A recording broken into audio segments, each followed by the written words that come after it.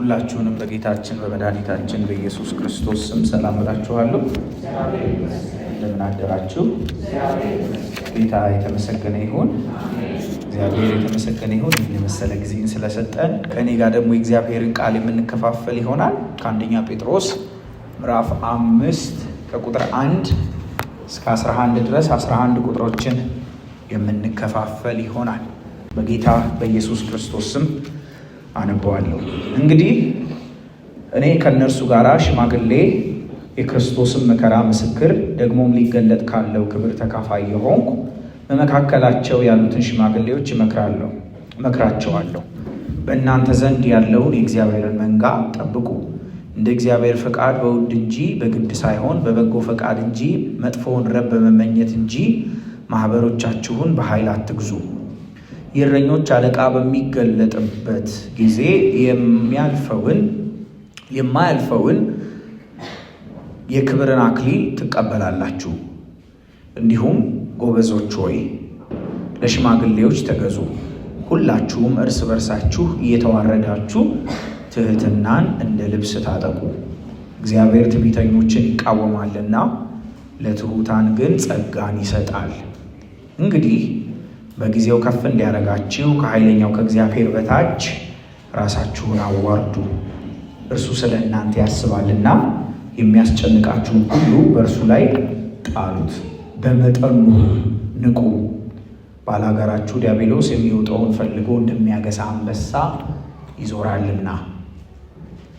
በዓለም ያሉት ወንድሞቻችሁ ያን መከራ በሙሉ እንዲቀበሉ እያወቃችሁ በእምነት ጸንታችሁ ተቃወሙት።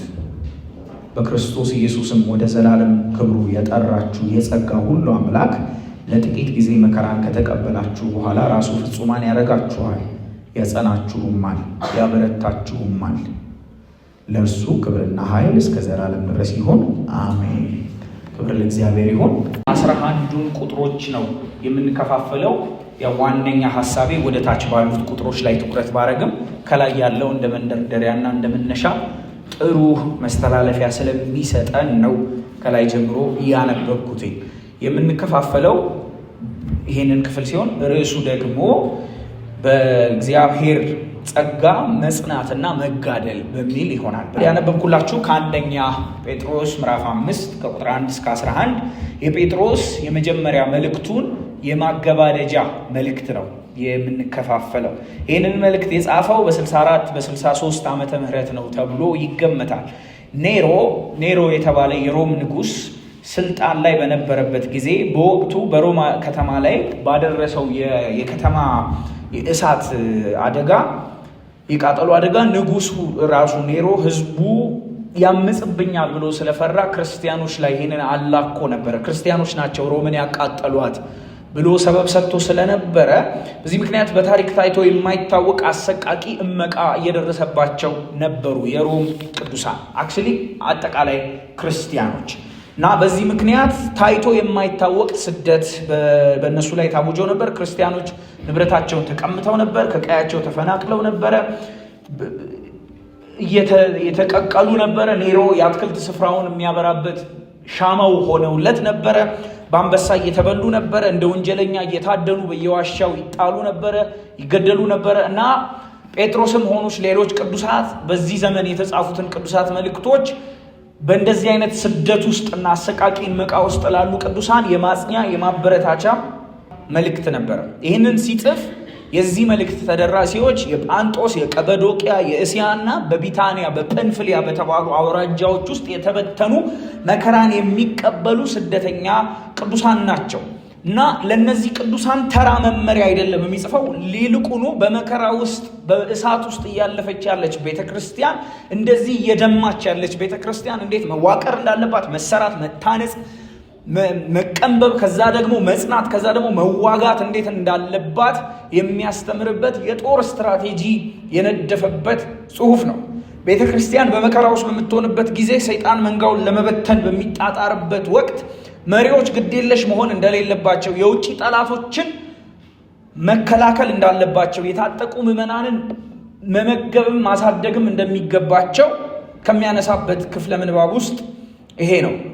ምዕራፍ 5 ፓርቲኩላርሊ በምዕራፍ 5 ትኩረቱን በቀጥታ ወደ ቤተ ክርስቲያን ውስጣዊ መዋቅርና መንፈሳዊ ውጊያ ላይ ያደርጋል። በእግዚአብሔር ጸጋ ስር መጋደል መዋጋት የሚል ርዕስ ነው የተካፋፈለን ያለ ነው።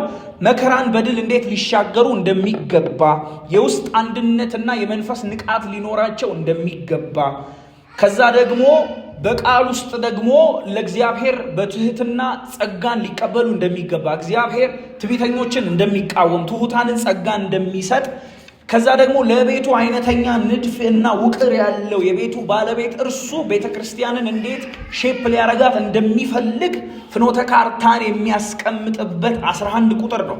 ቅዱሳን እንዴት መኖር አለባቸው የሚለውን ሮድማፕ ነው እየጻፈ ያለው ጴጥሮስ።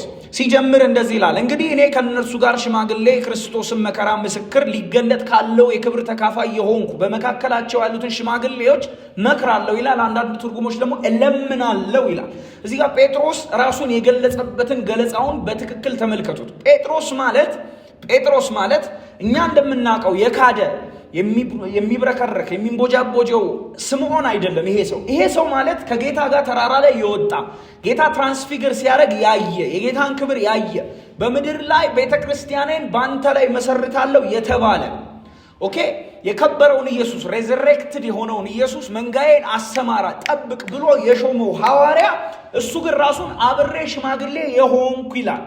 አብሬ ሽማግሌ ፌሎ ኤልደር እያለ ነው። ራሱን ከአጥቢያ መጋቢዎች በተበተኑ ቅዱሳን ውስጥ በጳንጦስ በቀበዶቅያ ውስጥ ከሚገኙ መጋቢዎች ራሱን ከፍ አድርጎ የሆነ የክብር ቦታ አላስቀመጠም። አብሬ ሽማግሌ የሆንኩ አብሬ የማገለግል ይላቸዋል። አስቡ፣ እሱ የቤተ ክርስቲያን አዕማድ ነው። ከ12ቱም ከ3ቱም ብቻውንም ደግሞ ኢየሱስ ኦቶሪቲ የሰጠው ሰው ነው። ግን ራሱን ስልጣኑን አልመዘዘም። በወንድማማች ፍቅር ይለምናቸዋል፣ ይመክራቸዋል። እመክራቸዋለሁ፣ ለምናቸዋለሁ፣ እኔ ደግሞ እንደናንተው ነኝ ይላቸዋል። እኔ የክርስቶስን መከራ ምስክር ሊገለጥ ካለው ክብር ጋር አብሬ ተካፋይ የሆንኩ እንደናንተው ነኝ እንጂ የተለየው ሰው አይደለሁም ይለናል። እና ምን ይላል መሰላችሁ? የክርስቶስ መከራ ምስክር ነኝ ይላል። ራሱን መግለጽ የሚፈልገው ከክርስቶስ መከራ ጋር ነው። ራሱን አያይዞ የሚያስቀምጠው ጴጥሮስ የክርስቶስ መከራ ምስክር ነኝ ይላል። ጴጥሮስ ይህን ሲል ምን ትዝ የሚላችሁ ይመስላችኋል? በጌተሰማኔ በአትክልት ስፍራ ጌታ ደም ሲያልበው አብሮ እንደነበረ ያስታውሳል። ይህን ቺን ሌሊት ያስታውሳል። በሊቀ ካህናቱ ግቢ ውስጥ ጌታ የካደበትንና ጌታ ዞር ብሎ ያየበትን ያንን ያስታውሳል። አምርሮ ያለቀሰበትን ወቅትም ትዝ ይለዋል። የመከራው ምስክር ነኝ ይላል። ጌታ መከራውን ሲቀበል ተመልክቻለሁ። ክርስቶስ ስለ እኔ ሲሰዋ ሲታረድ ሲንጠለጠል ተመልክቻለሁ ይላል። ከዛ በኋላ ነው ክብሩን የሚያስቀምጠው። በስነ መለኮት ውስጥ የነገረ መስቀል ወይም የነገረ መከራ ስነ መለኮት ወይም ትንታኔ ከነገረ ክብር ስለሚቀድም ይሄንን አስቀምጧል። መከራውን ሳንካፈል፣ መከራውን ሳንመሰክር፣ መከራውን የራሳችን መከራ ሳናረግ ክብሩን ተካፋይ መሆን እንደማንችል ስለገባው ሊገለጥ ካለው ክብር ጋርም ተካፋይ ነኝ ከማለቱ በፊት የክርስቶስን መከራ ተመስክሬያለሁ፣ ኤክስፒሪየንስ አድርጌያለሁ ይላል ጴጥሮስ። ክብሩን መካፈል ትፈልጋላችሁ? እንግዲህ የመስቀሉን ምስክርነትም ተቀበሉ የሚልንም ትምህርት ያዘለ ይመስላል። ልቡን እንመልከተው። ጴጥሮስ ምን አይነት እረኛ ነው ስንል እመክራለሁ በእናንተ መካከል ያሉትን ሽማግሌዎች። ምንድን ነው የምትመክረው ጴጥሮስ? በእናንተ ዘንድ ያለውን መንጋ ጠብቁ፣ እንድትጠብቁ ነው የምመክረው። እንደ እግዚአብሔር ፈቃድ በውድ እንጂ በግድ ሳይሆን፣ በበጎ እንጂ ረብ የለሽ በሌለው ነገር ሳይሆን በጥንቃቄ ጠብቁ ይላቸዋል። ይሄ ሐዋርያ መጋቢዎቹን፣ የቤተ ክርስቲያን አገልጋዮቹን፣ የቤተ ክርስቲያን ቅዱሳንን ካህናትን አገልግሉ፣ ጠብቁ የእግዚአብሔርን መንጋ ይላል። ይሄንን የሚለው በርቀት ቆማችሁ መክቱ እያለ ሳይሆን ቅርብ ሆናችሁ ማከምን፣ ከመስመር ሲወጡ በበትር መመለስን፣ ነፍስን አሳልፎ መስጠትን፣ የገቡበት ገብቶ ማዳንን ያመላክታል። እናንተ መጋቢዎች ሆይ፣ መሪዎች ሆይ፣ በተለያየ ህብረት ውስጥ አገልግሎት ውስጥ የተጠመዳችሁ የጌታ በረት ውስጥ የምትቀሳቀሱ ሰዎች ሆይ በደንብ ስሙ። መንጋው እናንተ አይደለም፣ የእግዚአብሔርን መንጋ ጠብቁ። የእግዚአብሔር መንጋ ነው። መንጋው የእናንተ የኪስ ንብረት አይደለም። በክርስቶስ ደም ለመለኮታዊ ዓላማና መለኮታዊ አደራ የተገዛ ውድ ህዝብ ነውና ጠብቁት። እናንተ የቤተ ክርስቲያን ባላደራዎች እንጂ ባለቤቶች አይደላችሁምና ጠብቁት። ጴጥሮስ የአገልግሎት ተነሳሽነት መርዞችን ቀጥሎ ይገልጣል። ስለዚህ መጠበቅ ብቻ ሳይሆን አጠባበቁንም ያሳየናል። ኦኬ እንጠብቃለን፣ ኦኬ እንመግባለን፣ ኦኬ እናሳድጋለን፣ ግን በምን መልኩ መሆን የለበትም የሚለውን የልብ ዋዌ ወይም ኢንቴንሽን ሞቲቭ ያጋልጣል። እንዴት ጠብቁ፣ እንዴት እንደማትጠብቁ ልንገራችሁ ይለናል። አንደኛ በውድ እንጂ በግድ ሳይሆን በግድ አትጠብቁ። ሁለተኛ መጥፎን ረብ በመመኘት አትጠብቁ። ሶስተኛ ማህበራችሁን በኃይል እየገዛችሁ አትጠብቁ ይለናል። በግድ ሳይሆን በውድ ግዙት። እንደ አገልግሎት፣ እንደ ቤት ስራ፣ እንደ አሳይመንት፣ እንደ ግዞት ሆኖባችሁ ሳይሆን ማንም ሳይገፋችሁ ከውስጥ በመነጨ መለኮታዊ ፍቅር ጠብቁት ይህንን መንጋ። ሁለተኛ ለረካሽ ረብ ለሌለው ዋጋ ለሌለው ነገር ተነሳስታችሁ አትጠብቁ። ነውረኛ ትርፍ ነው የሚለው ግሪኩ።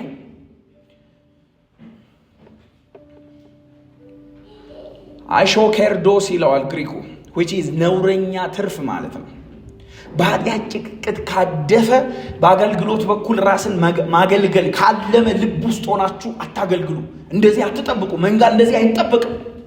አገልግሎትን የሀብት ማከማቻ ኪስ ማደለቢያ አታድርጉት ይለናል። ዛሬ እንደዚህ አይነት ብዙ አገልጋዮች በአካባቢያችን ላይ በሚዲያችን ላይ ሞልቶ እናያለን። ጴጥሮስ ግን እንደዚህ አትሁኑ ይለናል።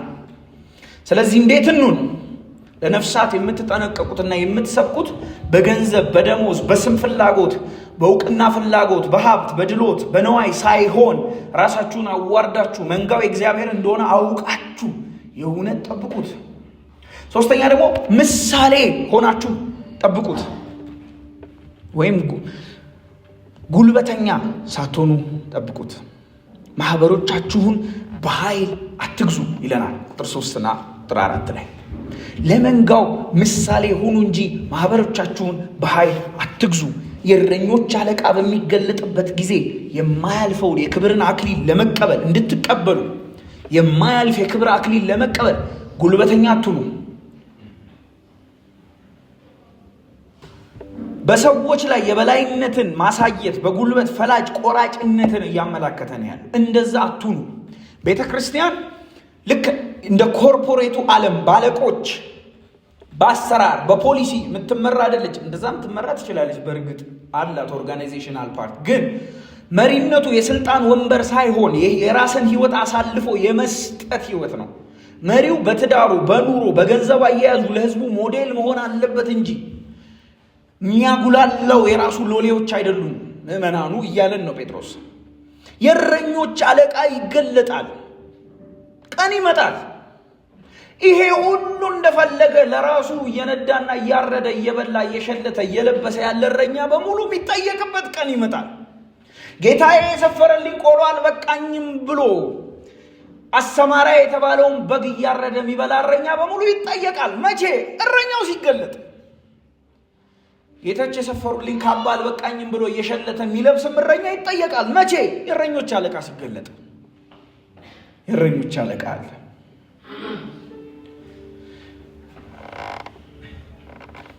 ምድራዊ እረኞች፣ እኛ አገልጋዮች፣ ቤተክርስቲያን መሪዎች፣ በተለያየ የቤተክርስቲያን አገልግሎት ውስጥ የተጠመድን እኛ በሚገለጥበት ቀን ለአገልግሎታችን የክብርን አክሊል እንቀበላለን። ይቀበላሉ።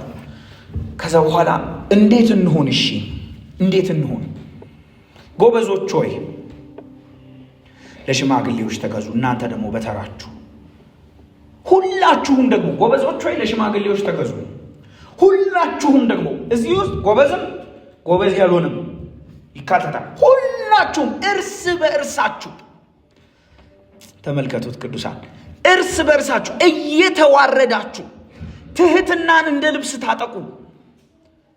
እግዚአብሔር ትዕቢተኞችን ይቃወማልና ለትሑታን ግን ጸጋን ይሰጣል። የትህትናን አፕሮን ልበሱ። ጴጥሮስ ወደ ወጣቶች፣ ወደ ጎበዞች፣ ወደ ቤተ ክርስቲያን ምዕመናን፣ ወደ እኛ እያመላከተ ያለ ይመስለኛል። እዚህ መንጋ ውስጥ ያለን በችሎታ በእውቀት በገንዘብ የምንበልጥ ወይም የተወሰነ አሪፍ የሆንን ካለን እንኳ ጎበዝ የተባል ጉብዝና በብዙ ስለሚለካ ትሁቱ ነው። ደሙ ሰሚት አድርጉ። ትህትናን እንደ ልብስ ታጠቁ። እንደ ልብስ ታጠቁ። ይሄ ትህትናን እንደ ልብስ ታጠቁ የሚለው ቃል በጥንቱ ዘመን ባሪያዎች በጌቶቻቸው ፊት ቀርበው ከመስራታቸው በፊት የሚታጠቁትን ነጭ አፕሮን ያመላክታል። በእኛ ሀገር መቀነት እንደሚባለው እናቶቻችን እንደሚያስሩት እንደዚህ ሁሉ ነገራቸውን የሚወጥርላቸው መቀነት እንደሚባለው አፕሮን የሚባል መቀነት ነገር ይታጠቃሉ። እና ይህን ሲጽፍ ኢየሱስ ጴጥሮስ እንደው በምስሌ በእኔ ነው በመጽሐፉ ባይልም ኢየሱስ በመጨረሻው ራት ላይ ታጥቆ ልብሱን አርጎ ፎጣውን በወገቡ ላይ አንግቦ የደቀ መዛሙርቱን እግር ሊያጥብ ዝቅ ያለበትን የትህትና ምስል እያሰበ የጻፈ ይመስለኛል። ትህትናን እንደ ልብስ ታጠቁ፣ የክርስቶስን ኤፕሮን ታጠቁ ይላል። ጌታ እንደዛ ነው ታጥቆ ያገለገላችሁና። ከዛ ማስጠንቀቂያን ይሰጣል። ወደ ዋና ሐሳቤ መቸኮል ስለምፈልግ ነው የምሮጠው። እግዚአብሔር ትዕቢተኞችን ይቃወማል። ትህትናን እንደ ልብስ ብትታጠቁ ነው የሚሻላችሁ ቅዱሳን። ምክንያቱም እግዚአብሔር ራሱ ነው መንገዳችሁ ላይ የሚቆመው። ወታደራዊ ቃልን ነው እየተጠቀመ ያለው። እግዚአብሔር በትዕቢተኞች ፊት ሰራዊቱን አሰልፎ በእናንተ ተቃራኒ ጦርነት ይከፍታል።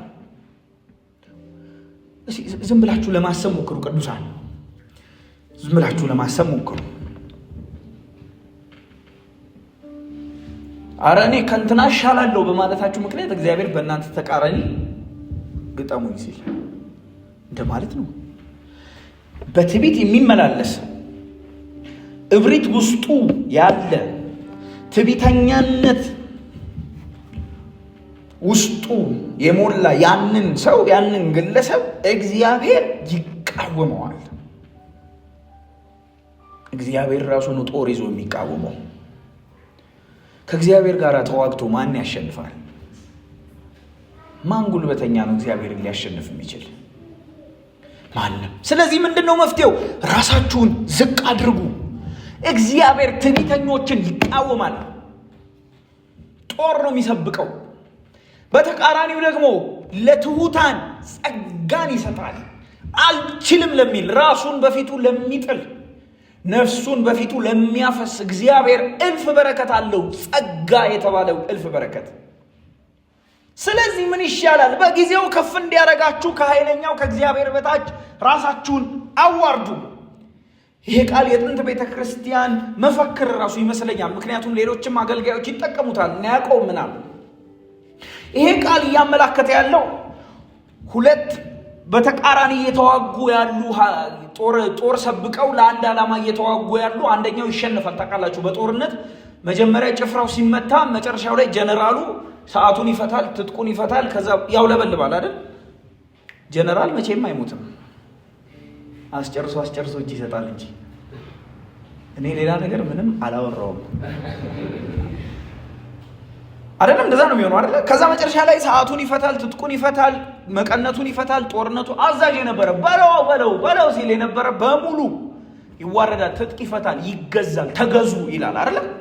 በጊዜው ከፍ እንዲያደርጋችሁ ከእግዚአብሔር በታች ራሳችሁን አዋርዱ። እግዚአብሔር ትዕቢተኛውን ልክ እንደዚሁ ባትል ፍሮንት ላይ የጦር ግንባር ላይ ሰብቆ ይዋጋዋል። ስለዚህ ምንድን ነው የሚሻለው? አልችልም ብለህ ነጭ አውለብልብ ነው እያለ ያለው ያዕቆብ ወይም ደግሞ ጴጥሮስ። አልችልም በሉ፣ ለትሑታን ነው ጸጋን የሚሰጠው። አዋርዱ፣ ትጥቅ ፍቱ እያለ ነው ያለው። ትጥቅ ፍቱ፣ እርሱ ስለ እናንተ ያስባልና። ደግሞ የሚያስጨንቃችሁንም በእርሱ ላይ ጣሉት። የእግዚአብሔር ብርቱ እጅን ተመልከቱ። ከኃይለኛው ከእግዚአብሔር እጅ በታች የእግዚአብሔር ብርቱ እጅ ለሕዝብ አይሁድና ለብሉይ ኪዳኑ ተደራሲ ለዚህ ዘመን ሰው ሕዝቡን ለመቅጣትና ለማንጻት የምትመጣውን የዲሲፕሊን እጅ ነው ቀጥታ የሚያስቡት። ከግብፅ ባርነት የወጡበትን ያችን የማዳን እጅ ያስባሉ። ጴጥሮስ ይህንን እያለን ያለው አሁን የመጣባችሁ መከራ ከኔሮ የመጣ እንዳይመስላችሁ በእግዚአብሔር ሉዓላዊ ቁጥጥር ስር ያለ እጅ ነው። ከእጁ ለማምለጥ አትታገሉ፣ ይልቁኑ ራሳችሁን እጁ ላይ ጣሉ። ራሳችንን ስናዋርድ፣ በፊቱ በትህትና ስንቀርብ፣ ነጭ ስናውለበልብ፣ ትጥቅ ስንፈታ ምንድን ነው የሚፈጠረው? ቀጥሎ የሚያስጨንቀንን ደግሞ ጣሉት ይለናል። ጣሉት። ከባድ ሸክማችሁን ሙሉ በሙሉ አንስታችሁ ወርውሩት እርሱ ላይ። ልክ ጭነት በአህያ ኮርቻ ላይ እንደሚጫን ጭንቀታችሁንና የህይወት ጭነታችሁን በሙሉ አንስታችሁ እሱ ላይ ጣሉት። ሲጀመር ሸክም የከበደው ህይወት ያንከራተተው ኑ ብሎ የተጣራ ጌታ ኢየሱስ ብቻ ነው። ለምን? እርሱ ስለናንተ ያስባልና። ሉዓላዊው አምላክ ስለናንተ ቀን ከሌት የሚያስብ ስለሆነ እናንተ ስለራሳችሁ ተጨንቃችሁ ምንም ለውጥም ምንም ፍሬም ስለማታመጡ ሸክማችሁን ጣሉት። ይሄ ቃል ከባድ ነው። ባይዜ ሸክም መጣል በጣም ከባድ ነው። በቃ ከዛሬ ጀምሮ ከኔ በላይ አንተ ለኔ እንደምታረገው አርገው ብሎ መልቀቅ። ጣሉት ሸክማችሁ፣ እርሱ ስለእናንተ ያስባል። የመጀመሪያ ከሱ ጋር ውጊያ ውስጥ አትግቡ። ውጊያ ውስጥ ካላችሁ ራሳችሁን እሱ ላይ ጣሉ። ቀጥሎ ጭንቀታችሁንም እሱ ላይ ጣሉ። ያስባል ስለእናንተ። የሚያስብ አምላክ አለ። እርሱ ስለእናንተ ያስባል። እንደው ይህንን እኮ መለማመድ በጣም እምነት ይጠይቃል። በእውነት አንክሸስ በሆነ ዓለም ሁሉን ነገር በቁጥጥር ውስጥ ካላደረኩ በሚል ዓለም በአንድ ወቅት እንደውም ተፈጥሮን ሁሉ በቁጥጥራችን ውስጥ እናደርጋለን ያሉ ሁሉ ነበሩ።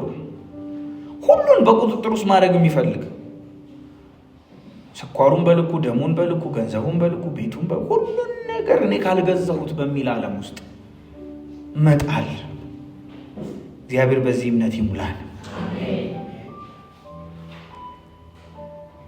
ይህንን ጭንቀትና የምናስበውን በእርሱ ላይ ያለመጣል በሱ ጥበብና በሱ ሉዓላዊነት በሱ መልካም አድራጊነት ላይ እንደማላገጥ ይቆጠራል። በእውነት አንተ ላትችል ትችላለህ እንደማለት ነው። እሱ ያለባችሁን ጣሉና እናንተ ማድረግ ያለባችሁን ልንገራችሁ ይለናል ያዕቆብ። ዛሬም ዋና ሐሳቤ ይሄ ነው። እናንተ ምን ማድረግ እንዳለባችሁ ልንገራችሁ ነው። ከእናንተ የሚጠበቀው በእግዚአብሔር ጸጋ ስር መጋደል ያለባችሁ ተጋድሎ ይሄ ነው። አንደኛ በመጠን ኑሩ። ይሄ ነው ከእናንተ የሚጠበቀው። በመጠን ኑሩ። መጋደሉ ይሄ ነው። ጥሩ ነው መጋደሉ። ሌሊቱ ሙሉ ከሰይጣን ጋር መጋደሉ ከተለያየ ተጋድሎ መጋደል ጥሩ ሆኖ ሳለ ከራስ ጋር ተጋድሎ ግን በመጠን መኖር የሚባለውን ልምምድ ይሄንን የብፁዕ ሕይወት መለማመድ ከባድ ነው። ስለዚህ መጋደል ጀምሩ በእግዚአብሔር ጸጋ ስር። ጸጋን ይሰጣል ለትሑታን። አንደኛ በምን ኑሩ? በመጠን ኑሩ። ሁለተኛ ንቁ፣ አለርት ሁኑ። መንፈሳዊ ንቃታችሁ ይጨምር።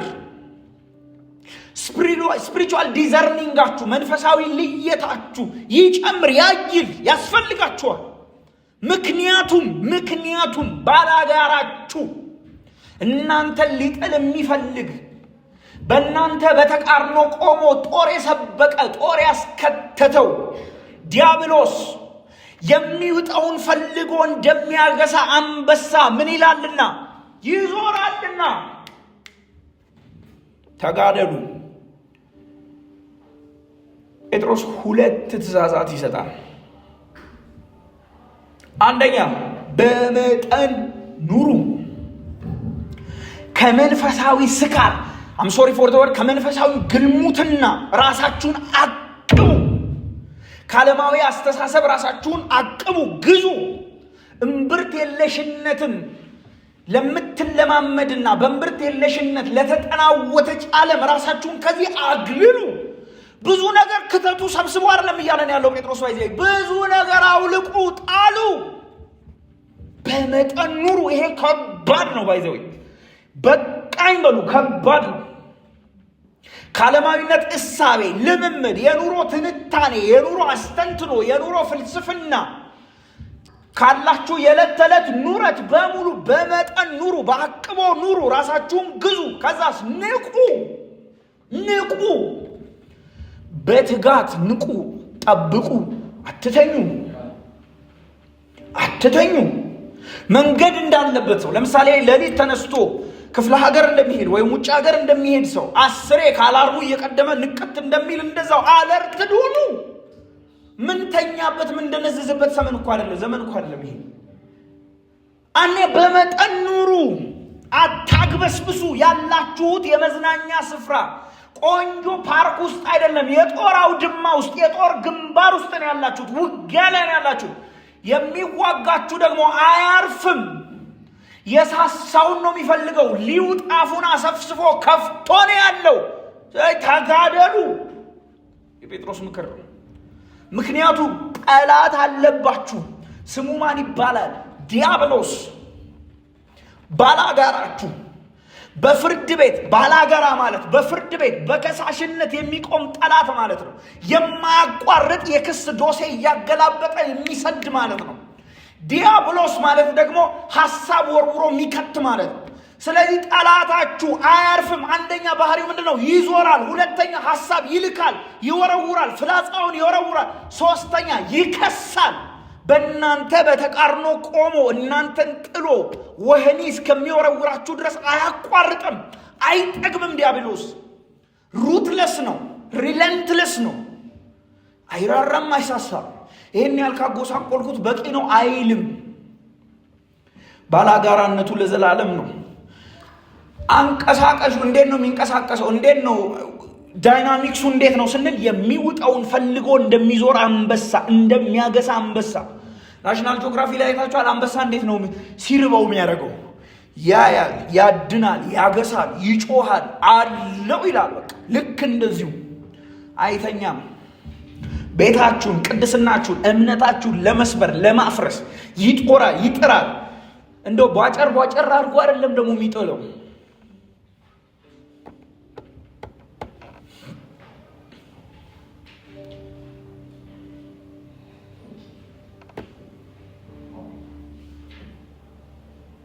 በእርግጥ ማርቲን ሉተር እንደሚል the devil is God's devil፣ ሰይጣን የእግዚአብሔር ሰይጣን ነው። እግዚአብሔር እስከፈቀደለት፣ እግዚአብሔር አርግ እስካለው ድረስ ብቻ ነው የሚያደርገው። አልፎ እናንተ ሊነካ አይችልም። በእርግጥ ግን የሚያገሳው የሚዞረው ትንሽ ዊክሊንግ ወይም ደግሞ ትንሽ ድካም፣ ትንሽ ስንፍና፣ ትንሽ በር እየጠበቀ ነው። በእርግጥ እግዚአብሔር እንዳይኑ ብሌን የሚጠብቀው ህዝብ ነው። ይሄ የከበረ ህዝብ ነው፣ የቀለለ ህዝብ አይደለም።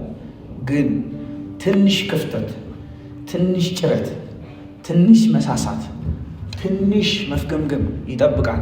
ለዛም ነው የሚዞረው።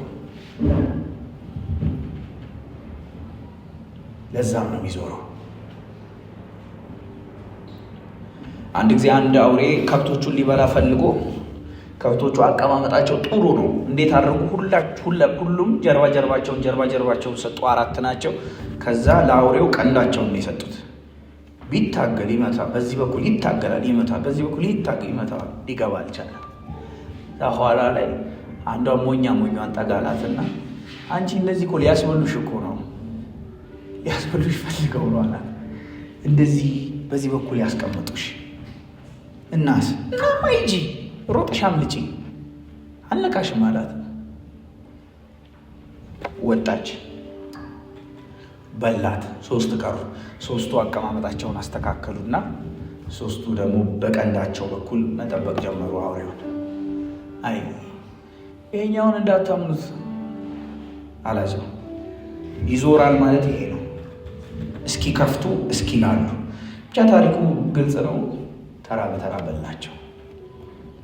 አጥራቸው፣ ከለላቸው ነቀሉ፣ ተበሉ። ልክ እንዲሁ ይዞራል። በፍርሃት ከደነገጠና ከለላውን ከዘለለ አንድ ክርስቲያን ይበላል፣ ይዞራል። በዓለም ያሉት ወንድሞቻችሁ ያንን መከራ በሙሉ እንዲቀበሉ እያወቃችሁ በእምነት ጸንታችሁ ተቃወሙት። እንዴት እንቃወመው? ወንድሞቻችሁ ያንን መከራ እንዲቀበሉ እያወቃችሁ በእምነት ጸንታችሁ ተቃወሙት። ታዲያ እንዴት ነው የምንዋጋው? ባላጋራችንን እንዴት ነው በእግዚአብሔር ጸጋ ስር የምንጋድለው? በመንቃት በመጠን በመኖር በሃይማኖት ወይም በእምነት ጸንታችሁ ተቃወሙት። ባላጋራችሁን በስሜት በጩኸት አየር ላይ ያለ ብቻ ሳይሆን በጦር ግንባር በእምነት መክታችሁ ጸንታችሁ ቆማችሁ ተቃወሙት። ጴጥሮስ መከራና ችግር በሚደርስብን ጊዜ ብቻችንን እንዳልሆንን እንድናስብ በዓለም ያሉት ወንድሞቻችሁ ሁሉ ይህንን ኤክስፒሪየንስ ያደርጋሉ። ይህ አዲስ ነገር አይደለም።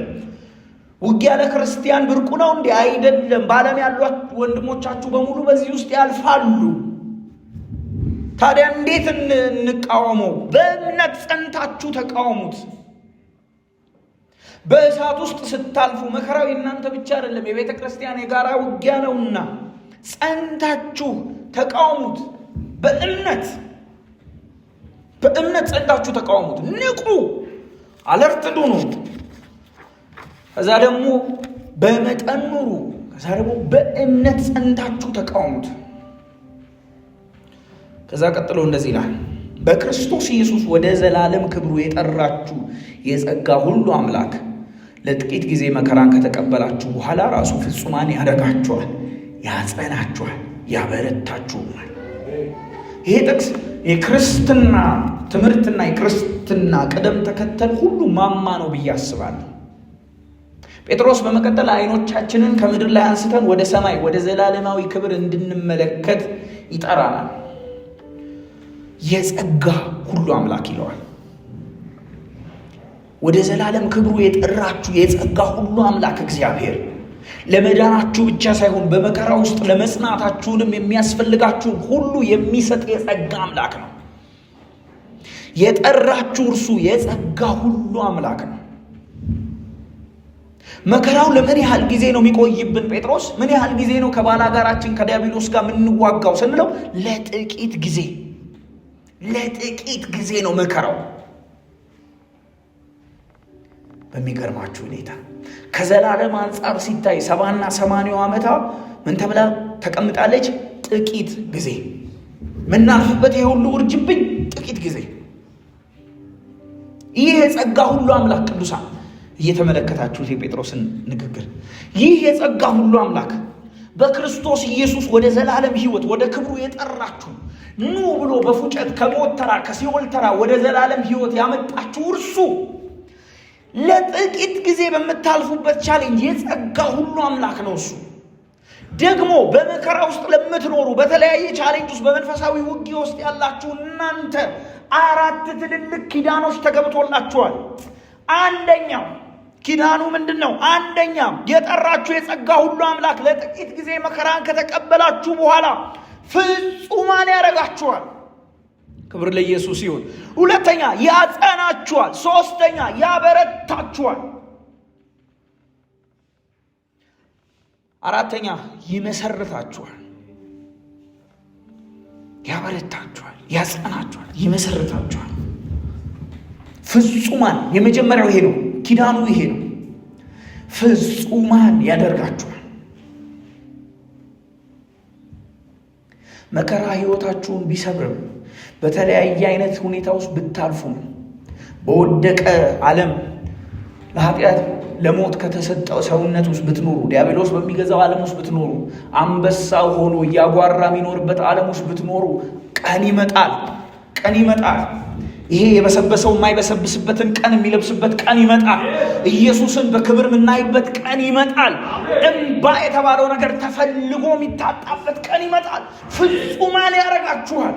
ፍጹማን ቀን ይመጣል። ክበበ ሥላሴን የምንጠጋበት ቀን ይመጣል። በጉን በክብሩ የምናይበት ቀን ይመጣል። ይሄ ስጋ ተገፎ ኃጢአት አልቦ ስጋ የምንለብስበት ቀን ይመጣል። ፍጹማን ያደርጋችኋል። የተሰበረው በሙሉ ይጠገናል። ፍጹማን ፐርፌክሽን። ይሄ ቃል እንደ ሌሎቹ የአዲስ ኪዳን ቃላቶች ማቹሪቲ የሚል ቃል አይደለም እየተጠቀመ ያለው ጴጥሮስ። እዚህ ጋር ፐርፌክሽን ነው የሚለው፣ ካታሪስታይ ነው የሚለው which is perfect, which is sinless body። ኃጢአት አልቦ ስጋ ክርስቶስን በክብሩ የምታዩበት እንባና ሐዘን የማይገኝበት ቀን ይመጣል። ለጥቂት ጊዜ መከራ ውስጥ እያለፋችሁ ነው። ያ ባላጋራችሁ ዲያብሎስ እየዞራችሁ ነው። አዎ አሁን ንቁ፣ አሁን በመጠን ኑሩ፣ አሁን በእምነት ተቃውሙት። ግን ቀን ይመጣል፣ ፍጹማን ያደርጋችኋል። እኔ ይህችን ቀን እንዴት እንደምናፍቃት በእውነት እንድናፍቃት የሚያደርገኝ ወርቁ ምኑ አይደለም፣ የተወጋልኝን ባይኔ የማይበት ቀን፣ ከኃጢአት ጋር ትግል የማቆምበት ቀን፣ ኢየሱስን የማይበት ቀን ይመጣል። ፍጹማን ያደርጋችኋል። ስለዚህ ተጋደሉ። አሁን መጋደል ያለባችሁ። ለምንድን ነው የምትጋደሉት?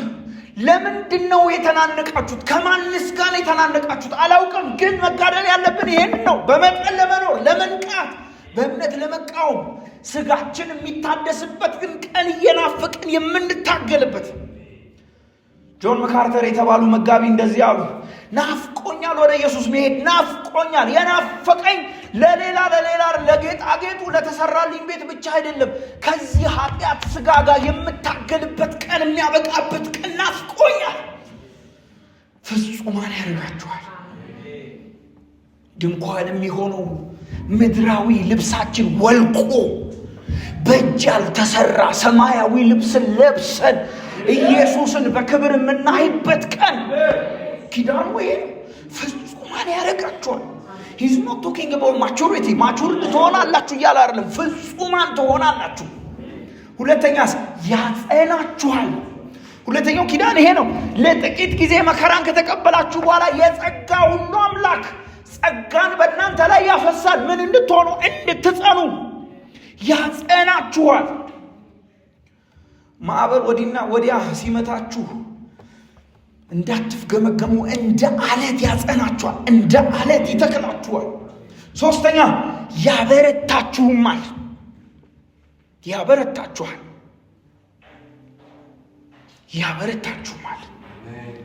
በራሳችሁ ድካም ላይ ባላችሁበት መፍገምገም ላይ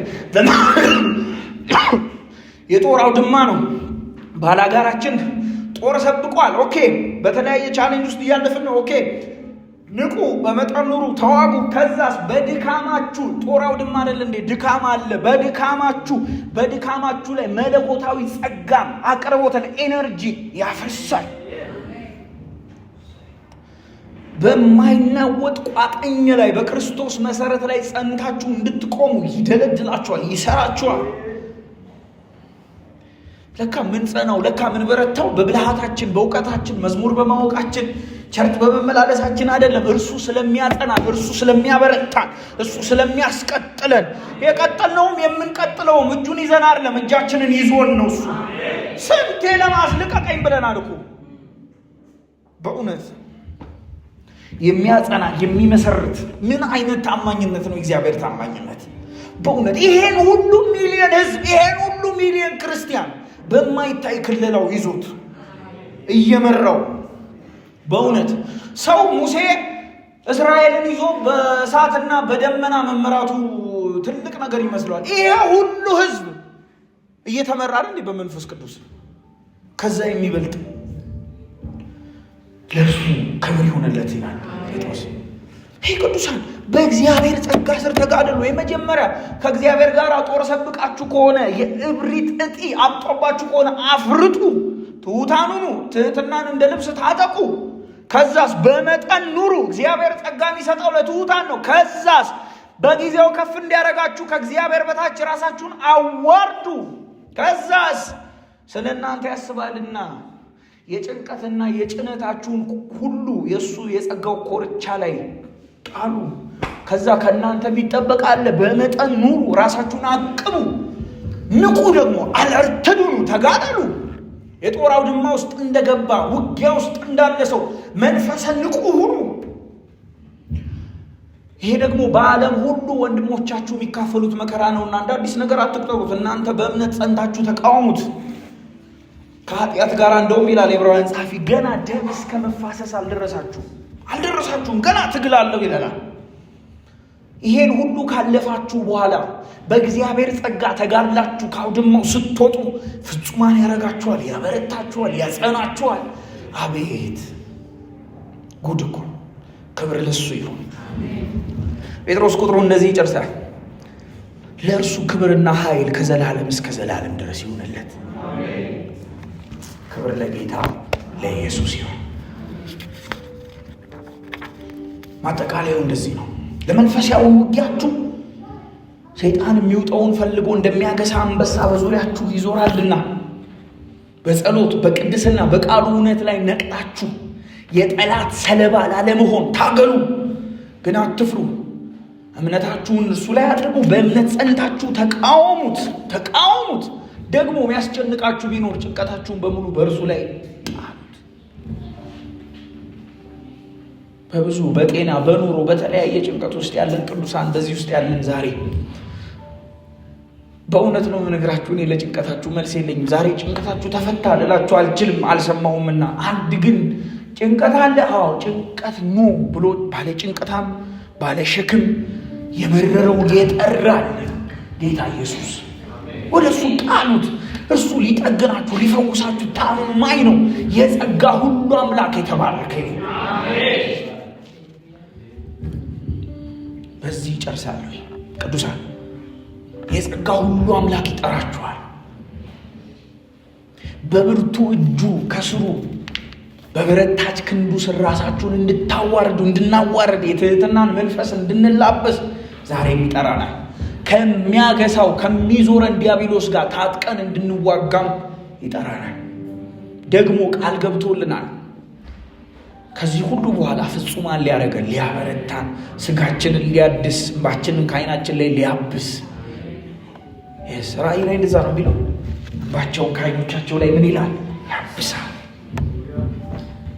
በክርስቶስ ዓለት ላይ ተመስርተን እንድንቆም ቅዱሳት መጽሐፍት ይመክሩናል። ስለዚህ በጸጋ ውስጥ ሆነን በእግዚአብሔር ሉዓላዊ ጸጋ ውስጥ ሆነን እንጋደል።